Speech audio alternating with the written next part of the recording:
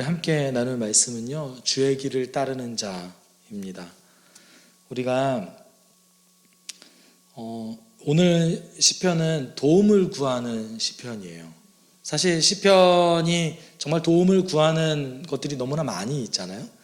정말 많은 시편이 있지만 오늘은 어디에 의존해서 도움을 구하냐면 본인 스스로의 그 결백.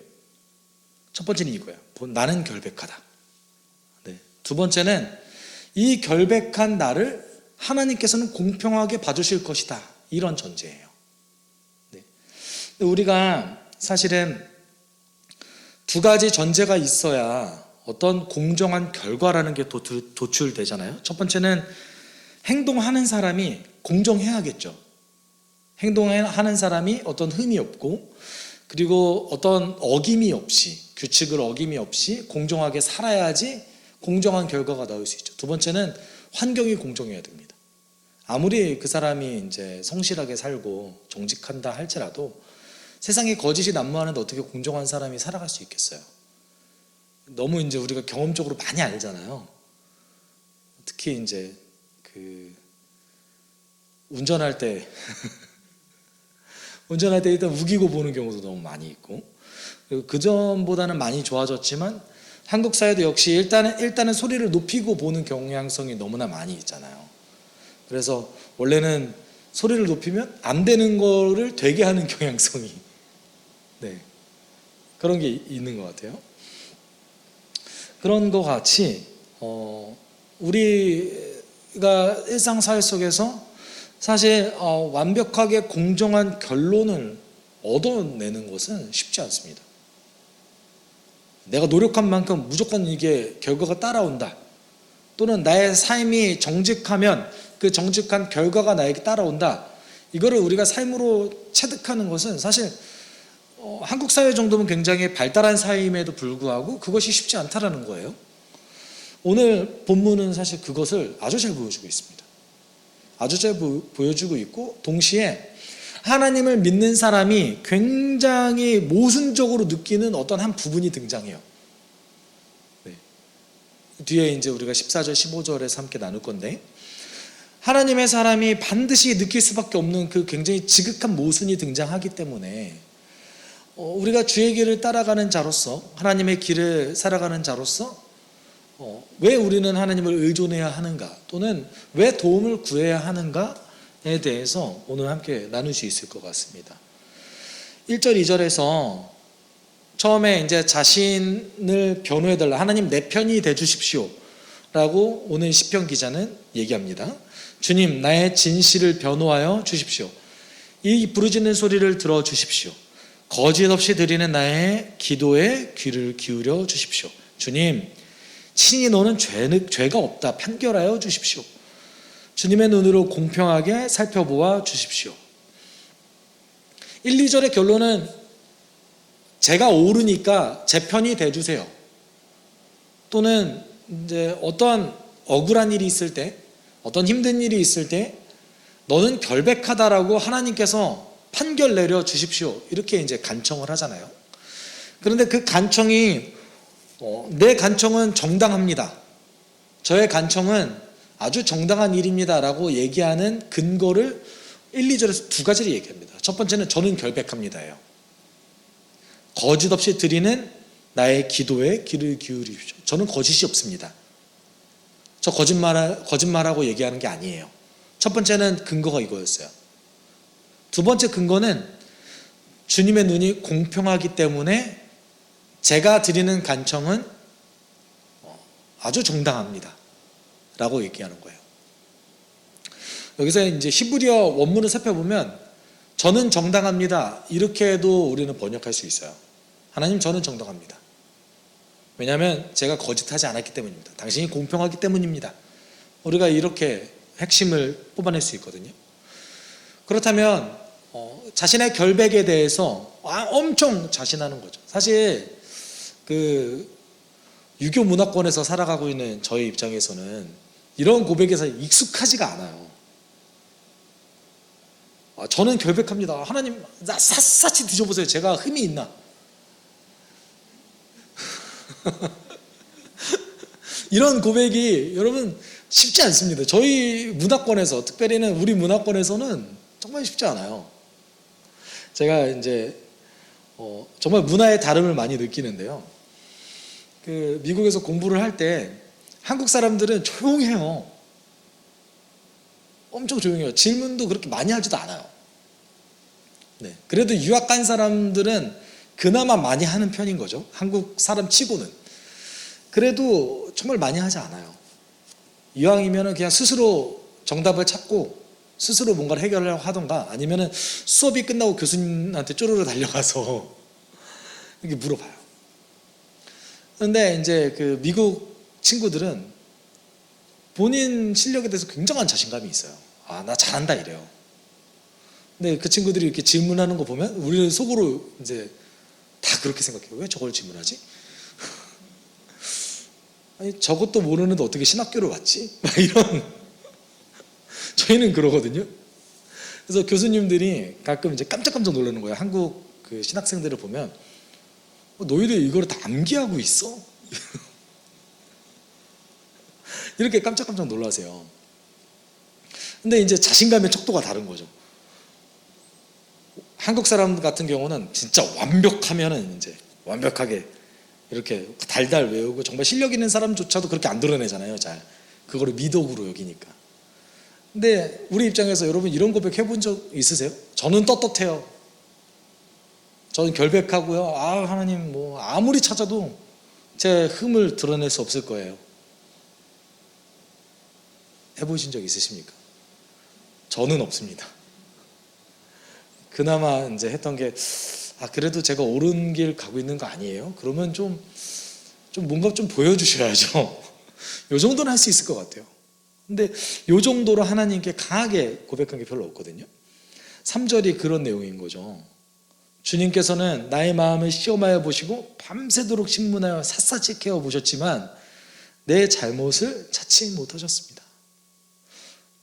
왜 이렇게 얘기할까요? 정말 다윗이 이렇게 생각했을까요? 다윗의 시편을 보면 다윗은 본인이 정말 죄를 떠날 수 없는 존재라는 것을 아주 깊이 인식하고 있었던 사람입니다. 시편 51편에 보면 그가 모태에서부터 나는 죄인입니다 이렇게 얘기해요. 이 사망의 몸에서 저를 건져주십시오. 나를 주님 앞에서 멀리하지 마시고 저의 성령을 다시 부어주십시오. 그거를 아주 심플하게 얘기하면 살려주세요 이거예요. 살려주세요. 그러면서 저는 태어날 때부터 죄인이었습니다 이렇게 고백하거든요. 근데 다윗이 오늘 3절에서 이렇게 얘기한다는 거죠. 다윗이 엄청나게 교만해서 이렇게 했을까요?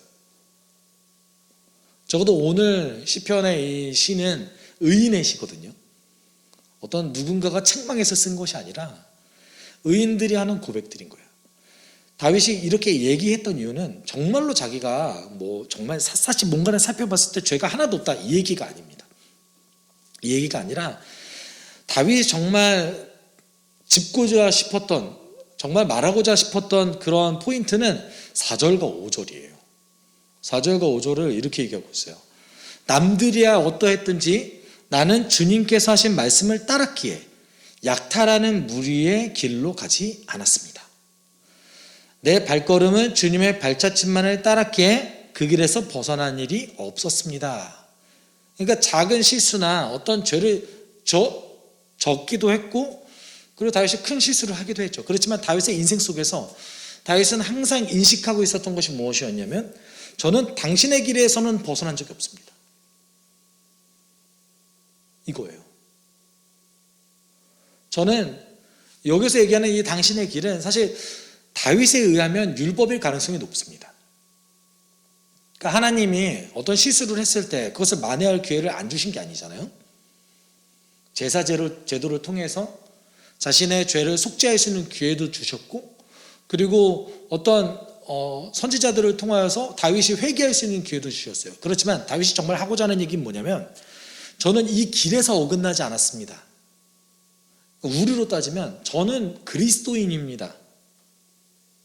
저는 당신 예수 그리스도의 십자가와 부활을 믿고 내 사망의 몸에서 오직 예수만이 저를 이끌어내 주실 수 있는 구주라는 것을 믿는 그리스도인입니다. 이 고백을 한 거예요. 네. 이 약속에서는 도저히 벗어날 길이 없는 이유는 당신께서 약속하셨기 때문 아닙니까? 그거를 조금 이제 좀 세게 표현한 거죠. 다윗 입장에서는. 전 벗어난 적이 없어요. 그리고 다윗은 왕이었지 않습니까? 왕이었음에도 불구하고 전 약탈하는 무리에 속하지 않았습니다. 그리고 저는 다른 모든 높은 사람들이 하는 일을 하지 않았습니다. 저는 당신의 길을 따라갔습니다. 이렇게 자신의 결백을 아주 자신 있게 고백하고 있는 상황인 거예요.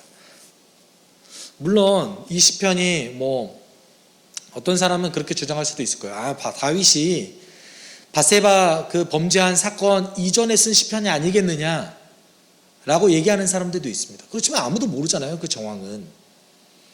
그것은 아무도 모르기 때문에 어찌되었건 다윗이 이 시편을 썼을 때의 그 고백은 이렇다는 거예요. 저는 당신의 길을 벗어나지 않았습니다. 그리고 설사 그때 그 어마어마한 범죄를 저질렀다 할지라도 다윗은 그럼에도 불구하고 하나님의 길을 벗어난 건 아니었어요. 오로지 그 모든 대가를 본인이 치렀죠. 그 고통을 다 감수하면서. 내가 이렇게 결백하기 때문에 하나님께서 뭔가를 해주셔야 됩니다라고 이제 간청하는 거예요. 그 간청하는 그 구체적인 내용이 뭐냐면 6절과 7절인 거죠. 하나님, 내가 주님을 부르니 내게 응답하여 주십시오. 귀 기울이셔서 내가 아뢰는 말을 들어주십시오. 주님의 미쁘심을 크게 드러내 주십시오. 주님께로 피하는 사람은 오른손으로 구원하여 주시는 주님, 나를 치는 자들의 손에서 나를 건져 주십시오. 결론적으로 뭐냐면 지금 내 주변에 있는 원수들의 그런 어떤 압박과 그 어떤 세력에서부터 나를 건져 주십시오. 나를 보호해 주십시오. 라고 간청하는 건데, 우리가 주목해 봐야 될 것은 사실 7절이에요. 7절에 주님의 미쁘심을 크게 드러내 주십시오라고 얘기하고 있습니다. 근데 여기서 미쁘심이 혹시 한글로 미쁘심이 어떤 뜻인지 아세요? 네, 미쁘심은 사실 우리 안 쓰잖아요. 네, 안 쓰는데 단어가 좀 이뻐서 많이 이제 아직까지 살아 있는 것 같아요. 제가 볼 때는 새 번역에서도 미쁘심이 있더라고요. 이제 믿을만하다라는 뜻이에요. 신실하다. 그러니까 주님의 믿을만함을 크게 드러내 주십시오라고 얘기하고 있어요. 그런데 이게 번역이 저는 좀 아쉬워요. 왜냐하면 이게 정확한 번역으로는 당신의 헤세드 사랑의 행동을 보여주십시오 이거거든요. 당신의 행동을 보여주십시오 이거예요. 당신의 행동을 보여주십시오. 그런데 당신의 그 언약적 사랑의 행동을 저에게 보여주십시오 이거예요. 이게 뭔 얘기를 하는 거냐면 사실 출애굽을 얘기하는 겁니다. 출애굽. 그러니까 이스라엘 백성들에게 있어서 하나님 사랑의 완전 결정판, 그리고 하나님 사랑에 나타내는 하나님께서 우리 백성을 사랑하시고 우리 나라를 사랑하시고 우리 그 유대인들을 사랑하신다는 것을 보여줬던 결정적인 사건은 출애굽이었어요. 그것처럼 그 행동을 저에게 보여주십시오 이렇게 얘기한 거예요. 주목해 볼 만한 것은, 그래서 다윗이 마치 하나님께서 출애굽하는 백성들에게 당신의 사랑을 보여줬던 것처럼 저에게도 보여주십시오 그러면서 신명기를 인용합니다. 그러니까 모세의 말을 인용하는 거죠. 그래서 8절 9절을 이렇게 얘기하고 있어요. 주님의 눈동자처럼 나를 지켜주십시오. 주님의 날개 그늘에 나를 숨겨주시고 나를 공격하는 악인으로부터 나를 지켜주십시오. 나의 생명을 노리는 원수들이 나를 둘러싸고 있습니다. 그래서 눈동자, 주의 날개, 이 표현이 모세가 신명기에서 그 광야에 있는 백성들에게 썼던 표현이거든요. 모세가 신명기 32장 10절과 11절에서 주님께서 광야에서 야곱을 찾으셨고 짐승의 울음소리만 들려오는 황야에서 그를 만나 감싸주시고 보호하시고 당신의 눈동자처럼 지켜주셨다라고 얘기하고 있습니다. 마치 독수리가 그 보금자리를 뒤흔들고 새끼들을 위해서 퍼덕이며 날개를 펴서 새끼들을 받아 그 날개 위에 업어 나르듯이, 독수리가 자기 새끼를 보호하듯이, 또는 그 눈동자로 자신의 그 자녀들을 잘 보살피는 어미와 같이 주님께서, 하나님께서 그렇게 하셨다는 거예요. 광야에서. 여러분, 그 이스라엘 백성과 함께 했던 그 하나님의 역사를 살펴보면 아침마다 메추라기와 만나를 먹고, 그리고 햇볕이 엄청 뜨거웠을 때 구름 기둥으로 가려주시고, 그리고 어둡고 정말 컴컴해서 너무나 추울 때에 불기둥을 보내주셨잖아요. 그게 40년 내내. 이것은 사실 굉장히 큰, 날마다 누리는 거잖아요. 이스라엘 백성들이 40년 동안 만나 메추라기를 먹다가 가나안 땅에 들어가자마자 만나 메추라기가 사라졌거든요. 이것은 하나님의 능력으로, 보호하심으로 항상 살아왔다라는 거예요. 40년이라는 시간 동안에. 그리고 신명기는 이제 32장쯤 됐을 때는 가나안 땅 들어가기 직전에 마치 모세가 유언하듯이 하는 말이거든요. 그러니까 다윗이 지금 하나님께 요구하는 게 무엇이냐면, 이스라엘 백성들을 광야에서 살피셨던 것처럼 저를 좀 그렇게 보호해 주십시오 라는 거예요. 어떻게 보면 볼멘소리 하는 거기도 해요. 하나님, 예전에 그렇게 해주셨잖아요. 왜 지금 안 해주세요? 이럴 수도 있는 거죠. 네. 이스라엘 백성들을 독수리 날개처럼 이렇게 붙잡아 주셨듯이 저에게도 좀 해주세요. 왜냐하면 악인들이 저를 너무나 공격을 많이 합니다. 이렇게 얘기하고 있는 거예요. 그러면 다윗이 정말 느꼈던 정말 진정한 공격이 무엇이었을까? 그리고 다시 다윗이, 그리고 오늘 시편 기자가 정말 얘기하고자 했던 그 진정한 어떤 그 영적 싸움은 무엇이었는가? 저는 이제 10절부터 쭉 얘기를 하지만 가장 중요한 그 자신의 심정을 토로한 게 14절이라고 보여지거든요. 14절에 이렇게 얘기하고 있어요. 주님, 이 세상에서 받을 몫을 다 받고 사는 자들에게서 나를 구해 주십시오. 주님께서 몸소 구해 주십시오. 그들은 주님께서 쌓아두신 재물로 자신들의 배를 채우고 남은 것을 자녀에게 물려주고, 그래도 남아서 자식들에게까지 물려줍니다. 근데 이것만 놓고 봤을 때는 조금 좀 해석이 난해하긴 한데, 원래 14절이 조금 훼손됐어요. 그래서 14절에 지금 현재 남아있는 구절만 놓고 봤을 때는 해석이 원활하지가 않습니다. 그런데 이제 해석자들은 17편에 있는 그 일관성을 따라서 이제 그것을 이제 감안해서 해석을 하거든요.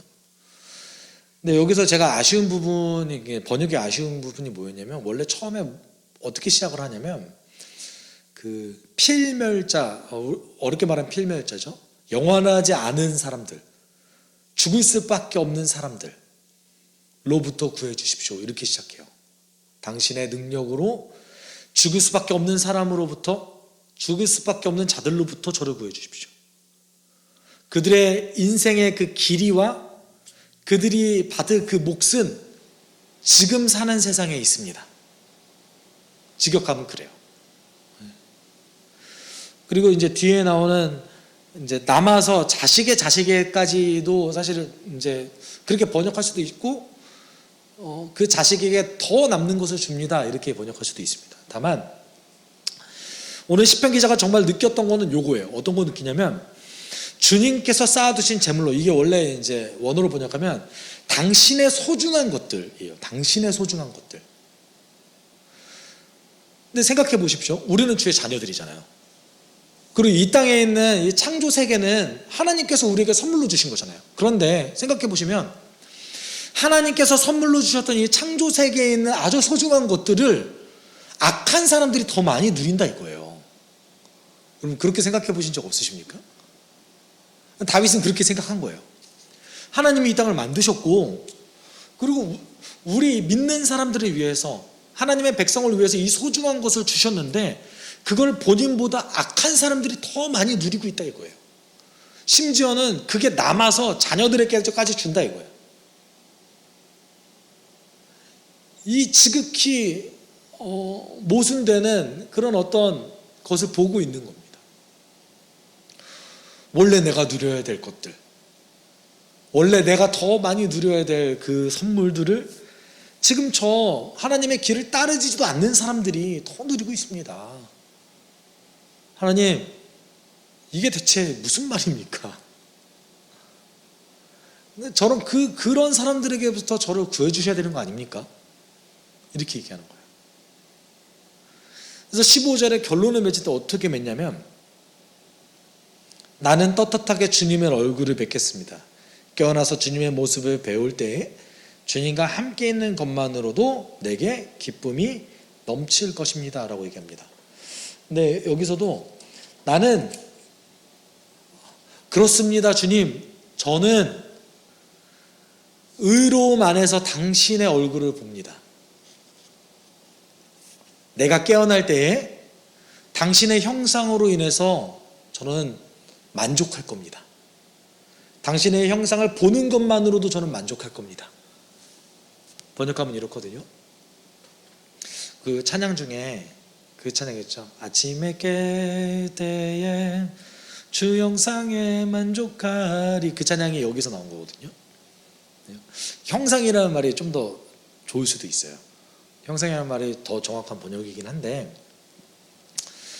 근데 저는 여기서 조금 다른 부분을 캐치하고 있는 게 뭐냐면, 여기서 깨어날 때, 깨어나서, 영어로는 그냥 깨어날 때, 내가 깨어날 때 거든요. 그러면은 아침에 일어나는 그 깨어남을 얘기하는 걸까요? 저는 다르게 생각했어요. 물론 이거는 저의 해석인데, 14절에 악인들을 어떻게 시편 기자가 얘기했습니까? 우리의 한글말로 조금 더 쉽게 표현하면 죽을 수밖에 없는 자들이에요. 영원하지 못한 자들. 근데 여기서 깨어날 때는 저는 영혼을 얘기하고 있다고 생각해요. 왜냐하면 구약시대에 잔다라는 표현을 그 의인의 죽음으로도 표현 많이 했거든요. 그리고 유대인들은 부활을 믿었어요. 그래서 부활할 때 깨어난다는 표현을 많이 씁니다. 무덤에서 일어난다, 깨어난다, 의인이 깨어난다라는 표현을 많이 썼거든요. 그래서 다윗의 그 시편 속에서 저는 그 사상이 있다고 생각해요. 왜냐하면 14절에 영원하지 않은 자들을 강조했거든요. 그래서 내가 다시 깨어났을 때에 당신의 형상 보는 것만으로 만족합니다. 왜냐하면 지금 내가 당신의 선물을 온전히 누리지 못하는 것도 괜찮습니다라고 얘기하는 거예요. 네, 주님, 저는 악인처럼 지금 당장 당신이 주신 그 선물을 완전히 다 누리지 못한다 할지라도 저는 괜찮습니다. 왜냐하면 제가 다시 깨어났을 때 당신의 형상 보는 것만으로 좀 만족할 수 있습니다. 이렇게 얘기한 거거든요. 그러니까 다윗은 어쩌면 현실 속에서 자기가 온전히 누려야 될 것을 다 누리는 것에 대해서 포기한 걸 수도 있습니다. 그런데 여기서 우리가 주목해 볼 것은 다윗은 사실 누릴 수 있는 사람이잖아요. 다 해도 되는 사람이잖아요. 그리고 그런 만한 힘도 있었고, 그리고 그 이스라엘의 역사 가운데서 다윗만큼 힘이 있었던 왕이 거의 없지 않습니까? 그럼에도 불구하고 다윗이 이렇게 얘기하고 있는 거예요. 주의 길을 따르기 때문에, 내가 당신의 길을 따르기 때문에 저 악인들이 정말 아무런 가책 없이 누리고 있는 저것을 저는 포기하겠습니다. 그렇지만 제가 의로움 안에서 당신의 길을 따라갈 때에 당신의 형상을 마주보는 것만으로도 기뻐할 겁니다. 제가 깨어날 때는.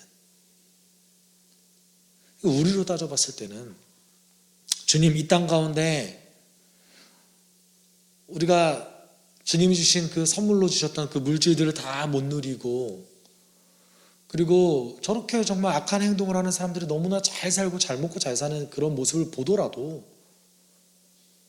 하나님은 저에게 영생이 있기 때문에, 부활의 그 소망이 있기 때문에 전 괜찮습니다. 이렇게 고백한 거거든요. 그러니까 다윗은 그것을 항상 기억하면서 살았던 것 같아요. 여러분, 오늘 17편을 통하여서 우리가 그렇기 때문에 다윗이 정말 결백하다고 얘기하는 그것이 무엇이었는가?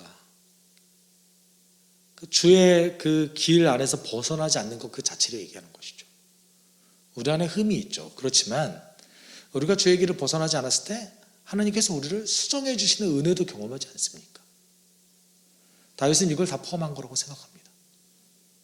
그런데 이럴 때에 우리가 어떤 걸 도와달라고 해야 될까요? 다윗이 얘기했던 그 14절의 그 지극한 모순. 왜 저는 그거 못 누려요? 저 사람들 보세요. 누릴 거 다 누리고 내가 마땅히 누려야 될 것들을 저들이 누리고 있잖아요. 그리고 저들이 심지어 당신의 백성인 저를 공격하잖아요. 그러면 적어도 저를 보호해 주셔야 되지 않겠어요? 이 말은 저는 이렇게 느낍니다. 제가 이 지극한 모순 속에서 이 길을 벗어나는 것에서 보호해 주셔야 되지 않겠어요? 이렇게 느껴져요. 왜냐하면 다윗도 15절에 보면 저 이거 누리고 싶어요 이렇게 표현하고 있지 않거든요. 우리도 그렇게 기도해야죠. 주님, 적어도 제가 이런 어떤 모순 속에서 제 믿음을 지킬 수 있어야 되지 않겠습니까? 하나님 더 사랑해야 되지 않겠습니까? 당신이 저에게 어떤 현실적인 선물을 주지 않는다 할지라도 그래야 되지 않겠습니까? 우리도 이렇게 고백할 필요성이 있다는 것이죠. 우리가 함께 기도할 때 이렇게 기도했으면 좋겠습니다. 하나님, 오늘 다윗이 정말 많은 고민을 하고 많은 인생의 모순을 하나님께 얘기함에도 불구하고 그가 정말로 원했던 것은 주의 길을 따르는 거였어요. 우리가 함께 기도할 때 하나님, 우리도 삶 속에서 갈등을 정말 많이 합니다. 많은 어려움도 있습니다. 그렇지만 우리가 주의 길을 계속 따르기 위해서 도움을 날마다 구하는 사람 되게 주님 도와주십시오. 날마다 하나님 내 삶 가운데 무엇을 원하시는지를 진정으로 고민하는 주님의 백성 되게 주님 나를 인도해 주십시오. 우리가 함께 기도하도록 하겠습니다. 사랑 많으신 하나님 아버지, 우리를 지금 이 순간에도 하나님 주님의 자녀로 나를 삼아 주셔서 하나님 지극한 모순 속에서